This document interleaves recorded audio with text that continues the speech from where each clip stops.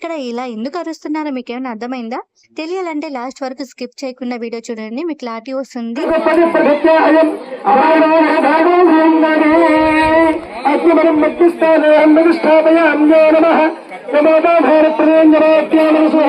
హోమం వీడియో ఎవరైనా చూడకపోతే ప్లీజ్ చూడండి. ఇది వచ్చేసి కంటిన్యూషన్ వ్లాగ్.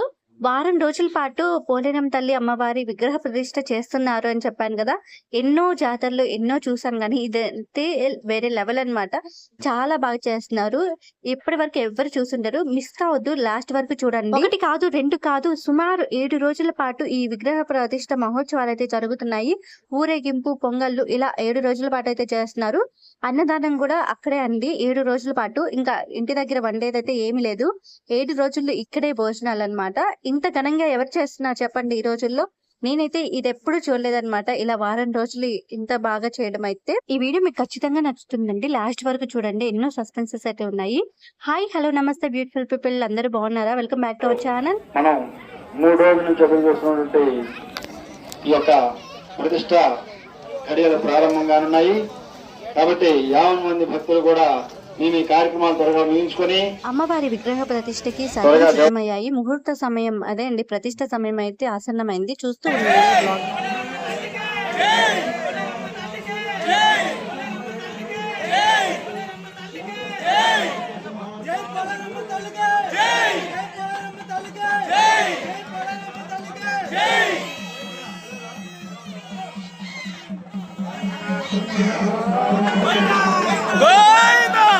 పంతులు గారు గర్భగుడిలో హారతి అయితే ఇచ్చారండి. ఆ తర్వాత అమ్మవారిని అలాగే పోతిరాజ స్వామిని 3 ప్రదర్శనలు చేసుకురామని చెప్పారు.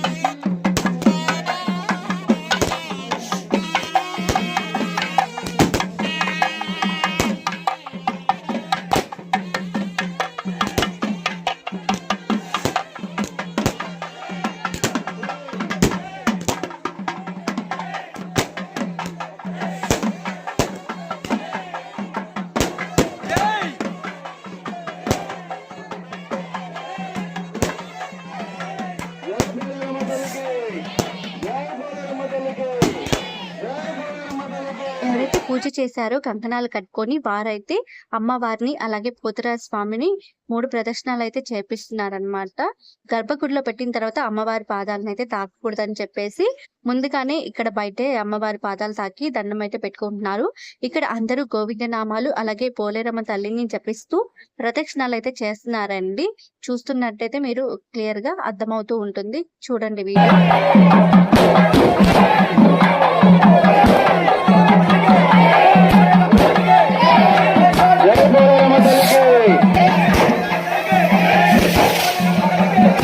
सर्वमंगल मांगल्य सर्वार्थसाधक शरण्य त्र्यंबके देवी नारायण नमस्ते जातवेदस सनदाम सोमवराते तौणदहात्म्यनः सनप्रसददर्घान विश्वां महादेव संघं निर्वितार्तिः राज्ञान्तमधास्तवन्ते मयभवतरिं धनफलं दुःखान् दुर्गां देवे नमः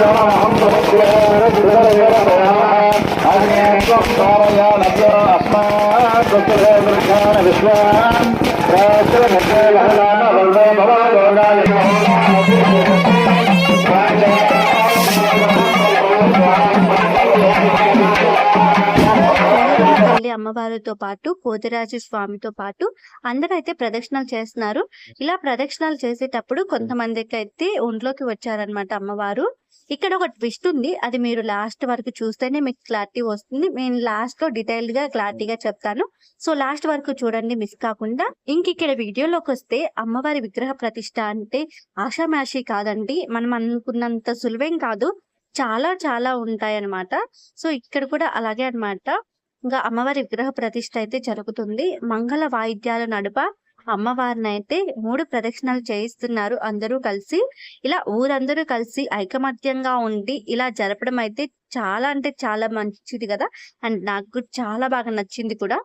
ఇలా అందరూ ఏకమత్యంగా ఉంటే చాలా బాగుంటుంది అండ్ చాలా సక్సెస్ఫుల్ గా అనుకున్నవన్నీ జరుగుతాయండి. నేను చాలా దగ్గరలో చూసాను, ఒక్కరి వల్ల ఎంతో మంది గొడవ పడుతూ ఉంటారు. అలాని అన్ని దగ్గరలో అవ్వాలని లేదండి, చాలా చోట్లయితే నేను చూసాను, ఇవి విన్నాను కూడా. బట్ అందరూ కలిసిమెలిసి ఉంటే చాలా బాగుంటుంది. ఇక్కడైతే 9 కమిటీ మెంబర్స్ అయితే కలిసి అన్ని సామరస్యంగా పరిష్కరించుకొని చాలా బాగా అయితే చేశారనమాట ఈ విగ్రహ ప్రతిష్ట అనేది.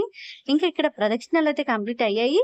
ప్రదక్షిణాలు కంప్లీట్ అయిన తర్వాత అమ్మవారిని అయితే గర్భగుడిలో ప్రతిష్ఠించడానికి తీసుకెళ్తున్నారు.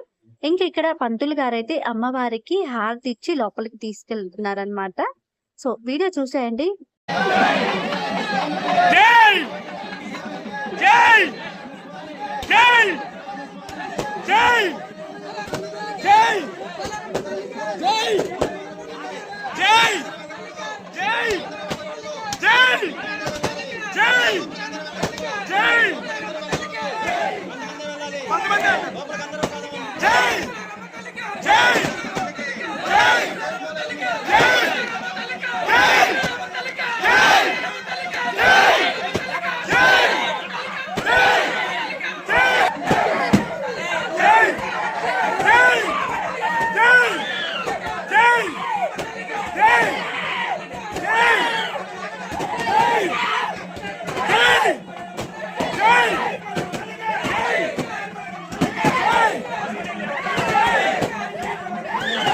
అనుకున్న సమయానికి పోలేరమ్మ తల్లి అమ్మవారి విగ్రహ ప్రతిష్ట విజయవంతంగా అయితే ప్రతిష్ఠించారు. ఎటువంటి గొడవలు ఏమీ లేకుండా చాలా బాగా జరిగింది ప్రతిష్ట మహోత్సవం అయితే. వీడియో చూడండి, మీకు క్లారిటీ ఇస్తాను లాస్ట్ లో అయితే.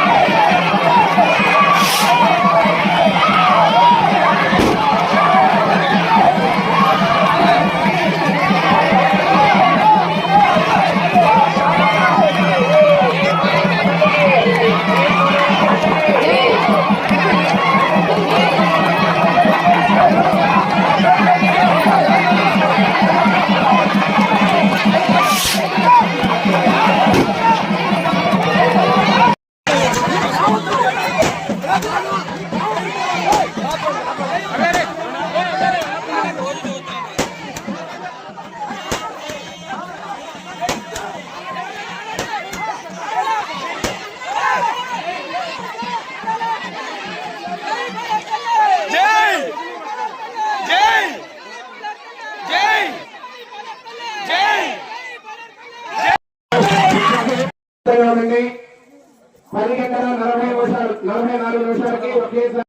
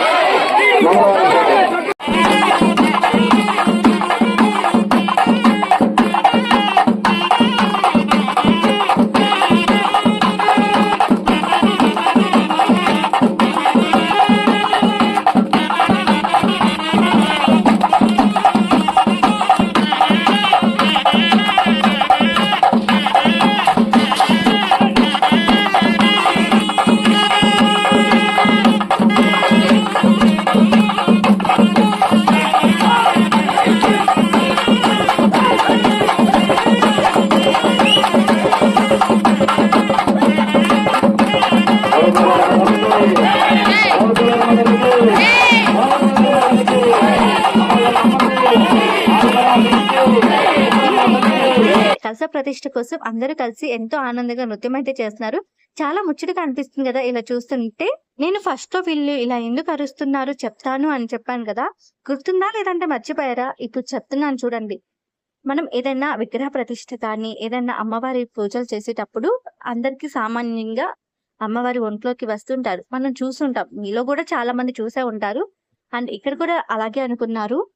ఏంటి అనుకున్నారా అంటే కాదా అని మీకు అనుమానం రావచ్చు. అవును, అమ్మవారు వచ్చిందని అనుకున్నారు, కానీ లాస్ట్ లో ట్విస్ట్ అదిరిపోయిందండి. సో ఇక్కడ అందరికీ వచ్చింది అమ్మవారు కాదంట. సుమారు దాదాపు 10-15 వరకు అయితే అమ్మవార్లు అయితే ఒంట్లోకి వచ్చారు అనుకున్నారు. ఎంతో సంతోషించారు ఇంతమందికి వచ్చారు అనేది. బట్ రియాలిటీ ఏంటంటే ఇక్కడ అందరికీ వచ్చింది అమ్మవారు కాదంట. ఏంటి నిజమా అని డౌట్ వచ్చింది కదా. అవును, నేను విన్నది నిజమే. ఇక్కడ అందరికీ వచ్చింది అమ్మవారు కాదంట. నేను కూడా ఇది విని షాక్ అయిపోయాను తెలుసా. సో ఇక్కడ అందరికి వచ్చింది దెయ్యాలంటండి. అవును, మీరు విన్నది నిజమే. అందరికి వచ్చింది అమ్మవారు కాదు, దెయ్యాలంట.